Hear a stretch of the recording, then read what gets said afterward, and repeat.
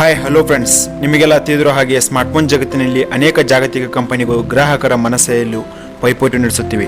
ಈ ಪೈಪೋಟಿಯಲ್ಲಿ ನಾವೇನೂ ಕಡಿಮೆಯಲ್ಲೆಂಬಂತೆ ಮೊಟೊರೋಲಾ ಕಂಪನಿಯು ದಿನೇ ದಿನೇ ತನ್ನ ಹೊಸ ಸ್ಪೆಸಿಫಿಕೇಷನ್ಗಳು ಹೊಂದಿರುವ ಮೊಬೈಲ್ಗಳ ಜೊತೆ ಮಾರ್ಕೆಟ್ಗೆ ಲಗ್ಗೆ ಇಡುತ್ತದೆ. ಉದಾಹರಣೆಗೆ ನಾವು ಮೋಟೋ G40 ಫ್ಯೂಷನ್ G60 ಕೂಡ ನೋಡಬಹುದು.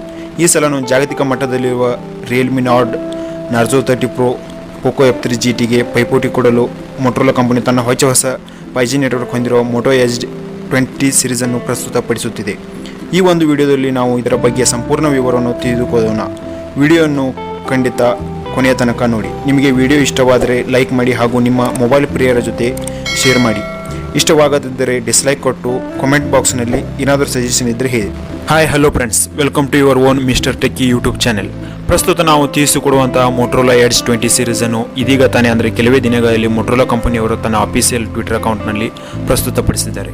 ಈ ಒಂದು ಮೊಬೈಲ್ನ ಸ್ಪೆಸಿಫಿಕೇಷನ್ಗಳು ಮಾತನಾಡಬೇಕಾದ್ರೆ ಹಾಗೂ ಯಾವುದೇ ಕಂಪನಿ ತನ್ನ ಯಂಗ್ ಜನರೇಷನನ್ನು ಸೆಳೆಯಬೇಕಾದರೆ ಗೇಮಿಂಗ್ ಫೀಚರ್ಸ್ ಮೇಲೆ, ಕ್ಯಾಮ್ರಾ ಸಿಸ್ಟಮ್ ಮೇಲೆ ಹಾಗೂ ಡಿಸ್ಪ್ಲೇ ಯೂನಿಟ್ ಮೇಲೆ ಬಹಳ ಒತ್ತಡ ಕೊಡುತ್ತದೆ. ಹಾಗೆಯೇ ಈ ಒಂದು ಮೊಬೈಲ್ನಲ್ಲಿ ನಾವು ಮೊದಲು ಒಂದೊಂದಾಗಿ ಮಾತನಾಡಬೇಕಾದರೆ ಮೊದಲಿಗೆ ಡಿಸ್ಪ್ಲೇ ಯೂನಿಟ್ ಬಗ್ಗೆ ಮಾತನಾಡಬೇಕಾದರೆ ಇದರಲ್ಲಿ 6.67 ಇಂಚಸ್ AMOLED ಸ್ಕ್ರೀನ್ ಹೊಂದಿದ್ದು 120 Hz ರಿಫ್ರೆಶ್ ರೇಟನ್ನು ಕೊಡುತ್ತದೆ ಮತ್ತು ಇದರಲ್ಲಿ ಪಂಚ್ ಹೋಲ್ ಡಿಸ್ಪ್ಲೇ ಕೂಡ ಹೊಂದಿದೆ. ಹಾಗೂ ಮೊಬೈಲ್ ವಿಡಿಯೋಗ್ರಫಿ ಹಾಗೂ ಮೂವಿಯನ್ನು ನೋಡುವವರಿಗೆ ಇದು ಅತ್ಯಧಿಕ ಸುಖಕರ ಸುದ್ದಿ, ಏಕೆಂದರೆ ಇದರಲ್ಲಿ 4K ವಿಡಿಯೋಸ್ ಕೂಡ ಸಪೋರ್ಟ್ ಇದೆ. ಮತ್ತು ಇನ್ನು ಉದ್ದ ಅಗಲ ಆಸ್ಪೆಕ್ಟ್ ರೇಷಿಯೋ ನೋಡಬೇಕಾದರೆ 20:9 ಅನ್ನು ಕೊಟ್ಟಿದ್ದಾರೆ. ಪಿಕ್ಸೆಲ್ ಡೆನ್ಸಿಟಿ ಕೂಡ ನೋಡಬೇಕಾದ್ರೆ 395 ppi ಅನ್ನು ಕೊಟ್ಟಿದ್ದಾರೆ.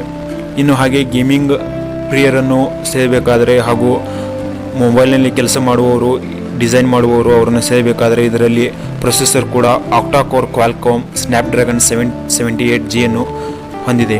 ಇದು 2.4 GHz ಸಪೋರ್ಟ್ ಕೂಡ ಕೊಡುತ್ತದೆ. ಇನ್ನು ಗ್ರಾಫಿಕಲ್ ಯೂನಿಟ್ ನೋಡಬೇಕಾದ್ರೆ Adreno 642L ಅನ್ನು ಹೊಂದಿದೆ. ಇನ್ನು ರ್ಯಾಮ್ ಬಗ್ಗೆ ಮಾತನಾಡಬೇಕಾದ್ರೆ 8GB ರ್ಯಾಮ್. ಇದರಿಂದ ನಮಗೆ ಗೊತ್ತಾಗುತ್ತೆ ಇದೊಂದು ಕಂಪ್ಲೀಟ್ ಗೇಮಿಂಗ್ ಫೀಚರ್ಸನ್ನು ಹೊಂದಿರುವ ಮೊಬೈಲ್. ಇನ್ನು CPU ಯೂನಿಟ್ ನೋಡಬೇಕಾದ್ರೆ ಇದು 64 ಬಿಟ್ ಹೊಂದಿದ್ದು 6 ನ್ಯಾನೋಮೀಟರ್ ಫ್ಯಾಬ್ರಿಕೇಷನ್ ಹೊಂದಿದೆ.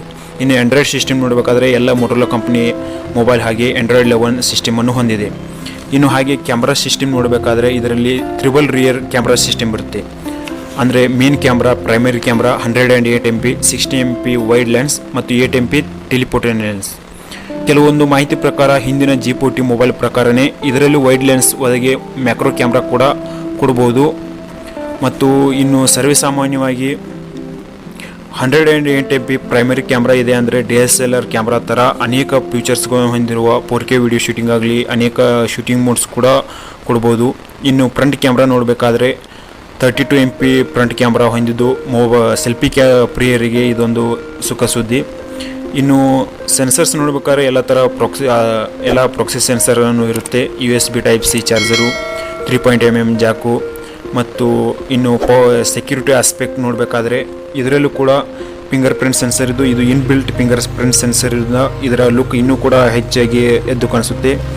ಇನ್ನು ಇದಕ್ಕೆಲ್ಲ ನ್ಯಾನೋ ಸಿಮ್ ಕಾರ್ಡ್ ಕೊಟ್ಟಿದ್ದಾರೆ. ಅಂದರೆ 5G supported dual nano sim card ಕೊಟ್ಟಿದ್ದಾರೆ. ಮತ್ತು ಇದರ ಸ್ಟೋರೇಜ್ ಕೆಪಾಸಿಟಿ ನೋಡಬೇಕಾದ್ರೆ 128 GB ಮತ್ತು 256 GB ವೇರಿಯಂಟಲ್ಲಿರುತ್ತೆ ರೋಮ್, ಮತ್ತು ರ್ಯಾಮ್ 6 GB 8 GB ವೇರಿಯಂಟಲ್ಲಿ. ಇದಕ್ಕೆಲ್ಲ ಪವರ್ ಕೊಡಲಂತೆ 5000 to 6000 mAh ಇರುವಂಥ ಲಿಥಿಯಂ ಪಾಲಿ ಬ್ಯಾಟ್ರಿ ಕೂಡ ಹೊಂದಿದೆ. ಇದಕ್ಕೆ ಪವರ್ ಕೊಡಲು ಚಾರ್ಜ್ ಕೊಡಲು ಅಂದರೆ 50 Watt ಸೂಪರ್ ಡಾಟ್ ಚಾರ್ಜರ್ ಕೂಡ ಕೊಡ್ಬೋದು. ಇನ್ನು ಇದರ ಪ್ರೈಸನ್ನು ನೋಡಬೇಕಾದ್ರೆ ಇನ್ನೂ ಅನೌನ್ಸ್ ಮಾಡಿಲ್ಲ. ಅಂದಾಜು 23,000 to 30,000 ತನಕ ಇರಬಹುದು. ಈ ಮಾಹಿತಿ ನಿಮಗೆ ಇಷ್ಟವಾದರೆ ಹಾಗೂ ಏನಾದರೂ ನಿಮಗೆ ಪ್ರೈಸಿಂಗ್ ಮೇಲೆ ನಿಮಗೆ ಅನಿಸಿಕೆ ಇದ್ದರೆ ದಯವಿಟ್ಟು ಕಾಮೆಂಟ್ ಬಾಕ್ಸ್ನಲ್ಲಿ ತಿಳಿಸಿ. ಹಾಗೂ ಈ ವಿಡಿಯೋ ಇಷ್ಟವಾದರೆ ಲೈಕ್ ಮಾಡಿ, ನಿಮ್ಮ ಮೊಬೈಲ್ ಪ್ರಿಯರ ಜೊತೆ ಹಂಚಿಕೊಳ್ಳಿ. ಮತ್ತು ಏನಾದರೂ ಇಷ್ಟವಾಗದಿದ್ದರೆ ಡಿಸ್ಲೈಕ್ ಕೊಟ್ಟು ಕಾಮೆಂಟ್ ಬಾಕ್ಸ್ನಲ್ಲಿ ಕಾರಣ ತಿಳಿಸಿ. ಹಾಗೂ ನಮ್ಮ ಚಾನಲ್ನ ಸಬ್ಸ್ಕ್ರೈಬ್ ಮಾಡಿ.